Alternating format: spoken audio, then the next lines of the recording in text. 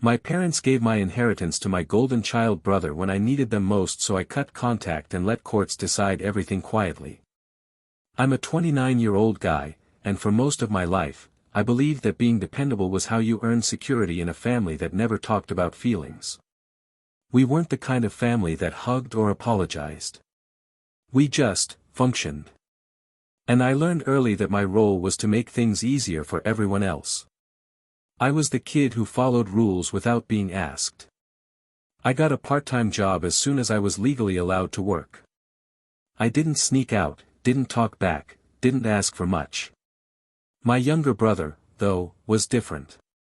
He was louder, moodier, and constantly going through something. When he messed up, it was always explained away. He's sensitive, my mom would say, lowering her voice like she was protecting something fragile. He just needs more support, my dad would add. When I struggled, the response was always the same. You're strong, they'd tell me. You can handle it. And I did, because I didn't think I had another option. I helped around the house without being asked. When money was tight, I quietly contributed once I started earning. I skipped trips with friends, delayed moving out, and pushed my own plans into the future because someone always needed something. Keeping the peace felt more important than chasing what I wanted. Every time I swallowed frustration, I told myself it was temporary. What made it bearable was the promise. The inheritance. My parents brought it up casually over the years, usually when I looked exhausted or stretched thin. Don't worry, my dad would say. Everything will be split fairly one day. My mom would nod. We see everything you do. Those words mattered more than they probably should have. They made the imbalance feel justified. Like there was an invisible scale keeping score. So I trusted them. Completely. I didn't realize how much of my life was built on that promise. Or how easily it could disappear. Looking back, the favoritism wasn't loud or dramatic. It was quiet, constant, and somehow always justified. My brother never had to follow the same rules I did, and no one ever questioned why. If he quit a job after 2 weeks, it was because the environment was toxic. If he dropped out of a class, it was because the professor didn't understand him. Every failure came with an excuse already prepared. When I messed up, even slightly, it was treated like a character flaw. You should have known better, my dad would say. You're the responsible one, my mom would add, disappointed but calm, like my mistakes hurt more because I was supposed to be different. Family gatherings made it obvious. My brother's moods controlled the room. If he was quiet, everyone tiptoed around him. If he was angry, plans changed. I learned to read his expressions like weather reports, adjusting myself to avoid storms. No one ever asked how I felt doing that. Relatives noticed, but they brushed it off. He just needs more attention, an aunt once told me. You've always been so independent, another said, smiling like it was a compliment. That word, independent, became a cage. It meant I didn't get checked on. It meant I didn't get help unless I asked, and asking always felt like failing. My brother could need endlessly. I was expected to endure. I watched my parents cover his rent 1 year, his credit card debt the next. They never called it enabling. They called it love. When I paid my own bills and helped out at home, it wasn't love, it was just expected. Sometimes, late at night, I wondered what would happen if I stopped being reliable. If I broke down the way he did. But I already knew the answer. Someone had to keep things together, and that someone was me. So I kept going. I kept believing that fairness was just delayed, not denied. Because if the future wasn't fair, then none of this sacrifice made sense. And I wasn't ready to face that yet. There was a moment, one I replay in my head more than I'd like to admit, when my parents sat me down and made everything feel justified. We were in the living room, the TV off, the house unusually quiet. I remember thinking that this must be important if they actually wanted to talk. My dad cleared his throat and said, We know things haven't always been equal. My mom nodded quickly. But we see you. We really do. That sentence hit harder than I expected. Being seen felt rare in my family. They talked about the future in careful, reassuring terms. About how my brother needed more help now, but that didn't mean things would stay that way forever. My dad said, when the time comes, everything will be split fairly. You won't be forgotten. My mom reached over and squeezed my hand like that sealed it. I didn't argue. I didn't push back. I didn't ask for anything in writing or even ask follow-up questions. I just nodded, because questioning it felt greedy. Ungrateful. Like I was accusing them of something they swore they wouldn't do. That promise became the reason I stayed quiet after that. Every time my brother got another bailout. Every time I covered a bill at home without being asked. Every time I postponed moving out or taking a risk that might upset the balance. I told myself, it'll even out later. I stopped measuring the present because I was counting on the future. When friends asked why I still lived at home or why I didn't take certain opportunities, I brushed it off. It's complicated, I'd say. What I really meant was that I was waiting. Waiting for things to finally make sense. The promise gave me patience. It also gave my parents an excuse not to change anything. Looking back, I can see how carefully that conversation was framed. How it asked for my silence in exchange for reassurance. How it made me complicit in my own neglect. But at the time, it worked. I trusted them. I built my decisions around their words. And I had no idea that while I was waiting for, someday, to arrive, choices were already being made without me. Everything unraveled faster than I could process it. 1 month I had a stable routine, a job I didn't love but relied on, and the quiet confidence that I could handle whatever came next. The next month, it was all gone. Budget cuts. A short meeting. A polite handshake. Just like that, my income disappeared. I told myself it was temporary. I'd find something else. I always did. But then the medical bills started piling up, an injury I'd ignored for too long, a few tests that turned into many, copays that drained what little savings I had. Each envelope in the mail felt heavier than the last.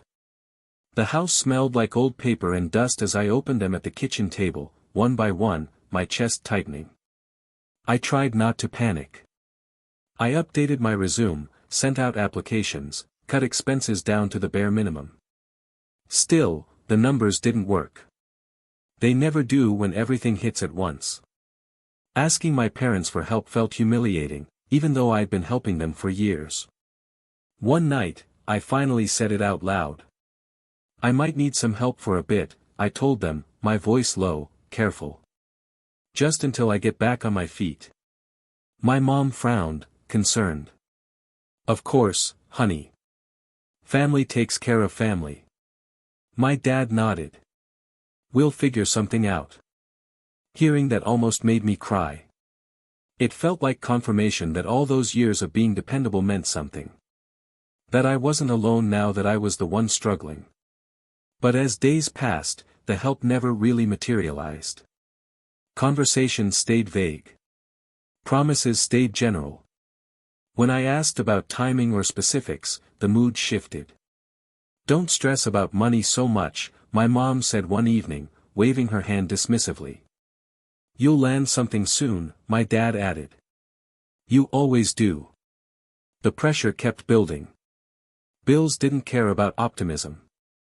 Neither did the bank. That's when the inheritance, the thing I'd never wanted to rely on, started creeping into my thoughts.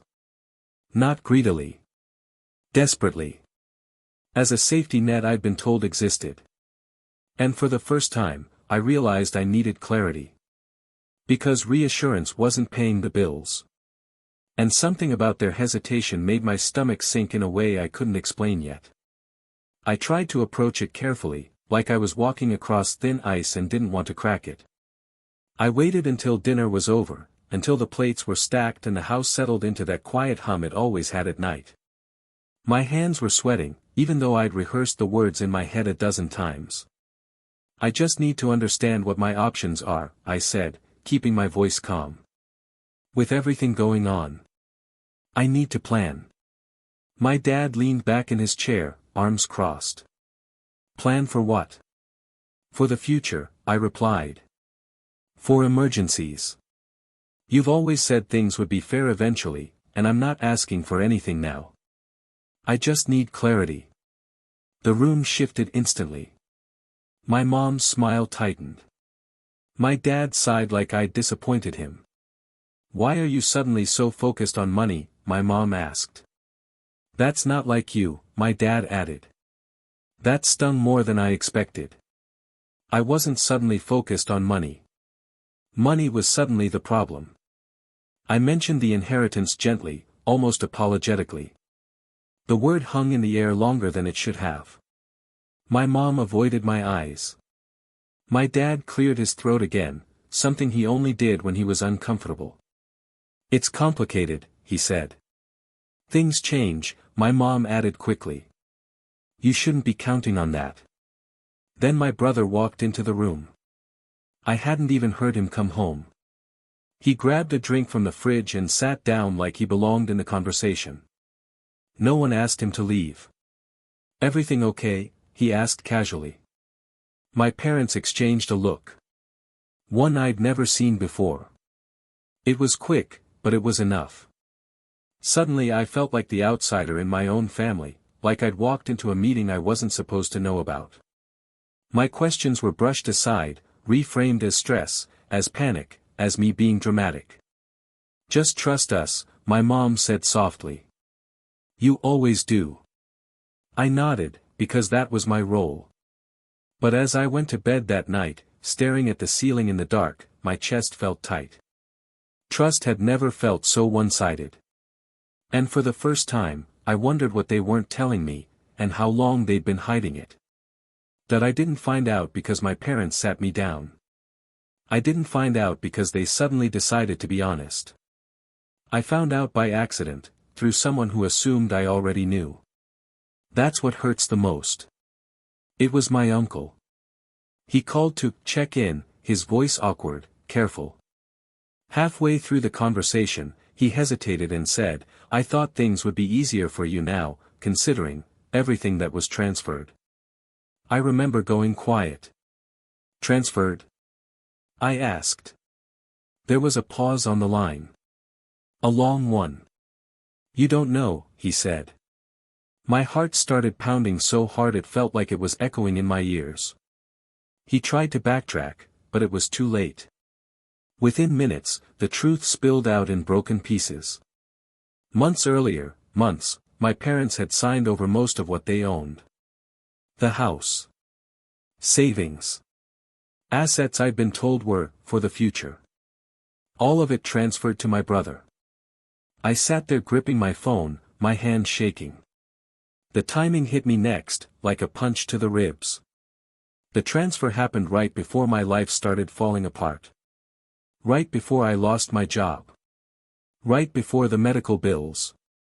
While I was still trusting them. I asked for proof, still half convinced there had to be some misunderstanding. My uncle sent documents. Legal paperwork. Dates. Signatures. Everything neat. Everything final.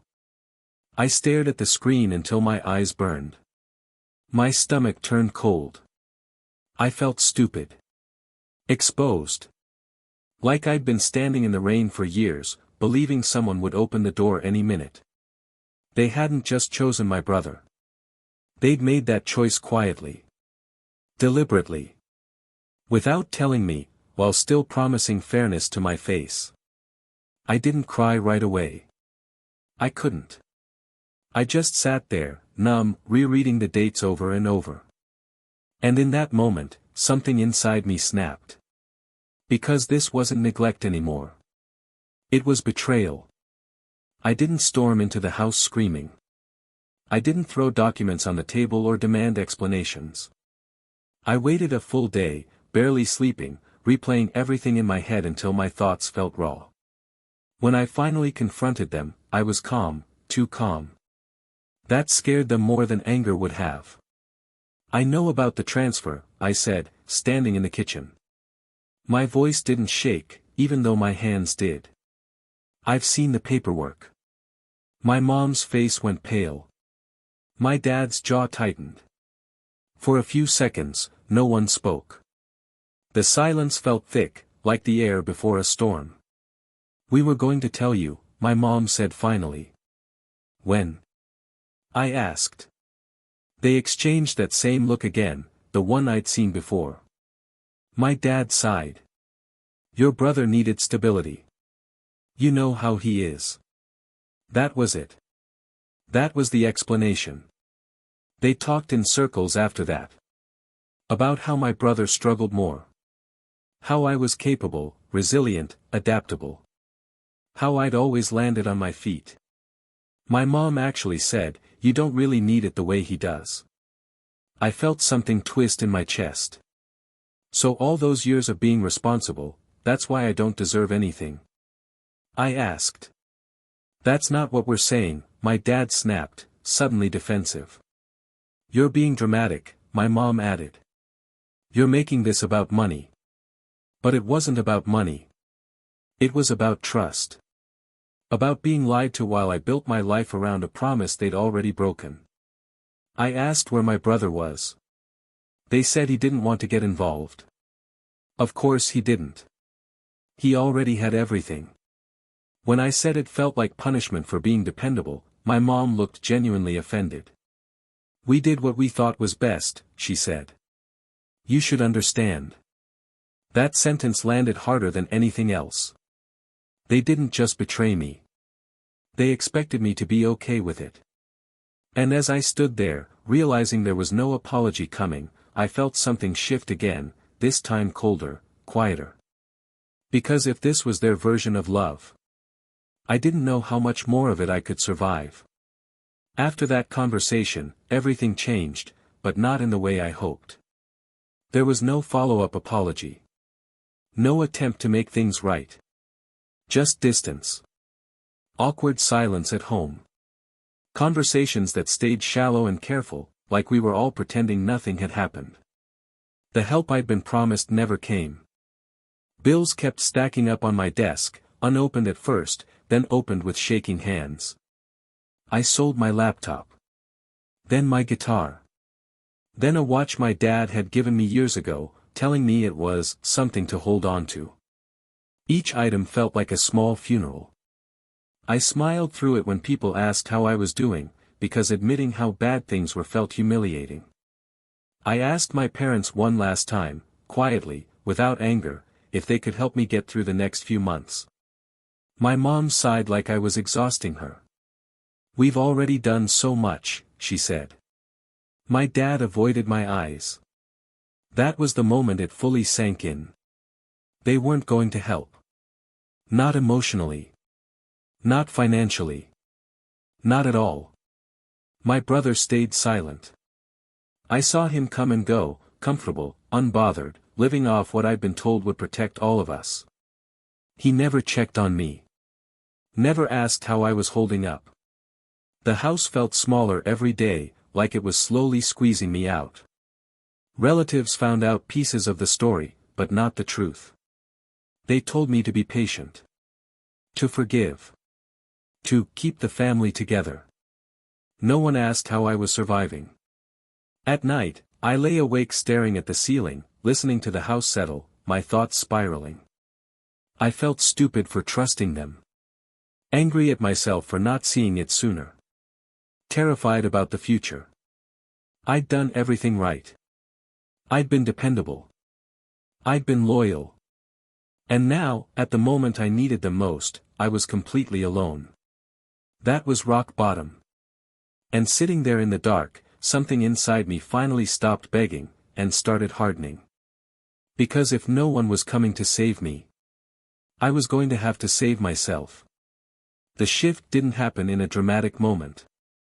There was no shouting, no slammed doors, no big declaration.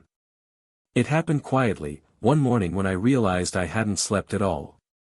I was sitting on the edge of my bed, the room still dark, the air stale, and I felt empty. Not sad. Not angry. Just done. I stopped trying to explain myself to them. I stopped hoping they'd wake up and suddenly feel guilty. That hope had been draining what little energy I had left. Instead, I opened my laptop, the one I'd almost sold, and started searching for answers that didn't depend on my family's approval. I didn't tell anyone at first. I didn't want opinions or lectures about forgiveness. I booked a consultation with a lawyer using money I really couldn't spare. Sitting in that office, surrounded by beige walls and the soft hum of a printer, I felt ridiculous and terrified at the same time. Then the lawyer started talking. He explained things slowly, carefully. About timing. About capacity. About how certain transfers could be challenged if they were done under specific conditions. He didn't promise anything, but for the first time in months, someone took my situation seriously. I walked out of that office feeling lighter than I had in a long time. Not because justice was guaranteed, but because I finally chose myself. I didn't owe anyone silence anymore. That night, my phone buzzed with messages from my parents. Small talk. Passive concern. I didn't reply. For the first time, I let the silence sit. Silence stopped being something used against me. It became a boundary. Over the next few days, I gathered documents quietly. Bank statements. Messages. Dates. Proof. Every piece felt like reclaiming a little bit of control. They didn't know yet. My brother didn't know. No one did. And there was something almost peaceful about that. Because while they were going about their lives, assuming I'd eventually get over it, like always, I was making a decision they would never see coming. I didn't warn them. I didn't ask for one last conversation or offer a chance to explain themselves again. I'd already heard everything they had to say, and none of it had included accountability. So when I filed the paperwork, I did it quietly, with shaking hands and a steady resolve I didn't know I had. A few weeks later, the notices went out. I wasn't there when my parents received them, but I heard about it almost immediately. My phone lit up with missed calls and messages, my mom's name flashing over and over. When I finally listened to the voicemail, her voice sounded panicked, almost unrecognizable. "What is this?" she demanded. "Why would you do this to us?" I didn't call back. My dad tried next. His message was colder. Accusatory. "You're tearing this family apart," he said. "Is this really what you want?" Then my brother reached out, for the first time since everything came out. "Can we talk?" he texted. "There's no need to involve lawyers." That almost made me laugh. Now he wanted to talk. Now that things were official. Now that consequences existed. I let my lawyer handle everything.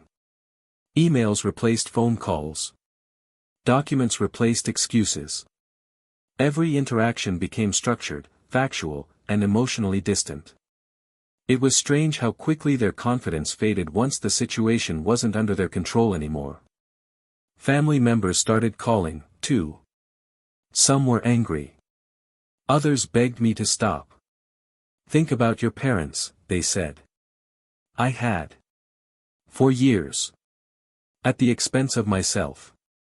The legal process was slow and exhausting, but it did something important: it took the power away from emotional manipulation. No guilt trips. No rewriting history. Just facts. For the first time, fairness didn't depend on who was louder or more sensitive. It depended on the truth. And as the weeks passed, I realized something unsettling and freeing at the same time. I wasn't scared anymore. I was finally standing on my own side. Once the process started, things they'd buried for years began surfacing whether they liked it or not. The legal questions forced timelines into the open. Dates had to line up. Decisions had to be explained. Suddenly, the story my parents had controlled so carefully wasn't just theirs to tell anymore. Extended family started finding out the full picture, not the watered-down version about me being ungrateful, but the actual sequence of events. The promises. The timing. The secrecy. A few relatives went quiet after that. Others reached out awkwardly, unsure what to say now that they knew. My parents' tone shifted. The anger faded first, replaced by something closer to fear. Then came attempts at reconciliation. My mom sent messages late at night saying she never meant to hurt me. My dad suggested we sit down like adults and talk things through. It felt surreal. They wanted emotional resolution now that legal consequences were real. My brother struggled the most. The comfort he'd settled into suddenly felt unstable. I heard through others that he was stressed, snapping at people, worried about what might change. For the first time in his life, he didn't know where he stood. I didn't feel satisfaction watching any of that. What I felt was distance. Emotional clarity. I wasn't responsible for managing their reactions anymore. Slowly, I started rebuilding. I found contract work. Not glamorous, but steady. I moved out into a small place that barely fit my furniture but felt like freedom. The silence there was different, cleaner. It didn't press down on me. I noticed something else, too. Without the constant pressure to be the strong one, I actually felt lighter. More present. More myself. They kept reaching out, hoping for the version of me that would smooth things over. But that version didn't exist anymore. Because while they were dealing with consequences they never expected, I was finally living without permission. The legal outcome wasn't explosive. No dramatic courtroom showdown. No shouting or public humiliation. Just a quiet resolution that confirmed what I'd known in my bones all along, that what my parents did wasn't fair, and that it couldn't just be brushed aside as family business. Some things were adjusted. Some things weren't. But the truth was officially acknowledged, and that mattered more than I expected. What surprised everyone was what I did next. I didn't go back. I didn't use the outcome as leverage to repair the relationship or renegotiate my place in the family. I didn't demand apologies or explanations anymore. I simply stopped engaging. No calls. No visits. No holidays. No updates. My mom sent one last long message about regret, about how she wished we could move forward as a family. My dad said nothing at all. My brother never reached out again. Maybe he didn't know how. Maybe he never needed to. At first, the silence scared me. I wondered if cutting contact made me cruel. If I was overreacting. Years of conditioning don't disappear overnight. But as weeks passed, I noticed something unexpected. I could breathe. Mornings felt lighter. Decisions felt simpler. I stopped rehearsing conversations in my head. I stopped waiting for approval that never came. The guilt faded slowly, replaced by a steady sense of calm I'd never known. I realized something important in that quiet space. I hadn't lost my family all at once. I'd been losing them in pieces for years, every time I was overlooked, dismissed, or expected to carry what no one else would. Walking away wasn't abandonment. It was honesty. I didn't cut contact to punish them. I did it to protect myself. To finally stop sacrificing my well-being for people who mistook my resilience for obligation. I'm still rebuilding. Still learning what life looks like when I'm not the backup plan or the emotional shock absorber. But for the first time, my future feels like it actually belongs to me. And that promise, the one I built my life around, I didn't need it anymore.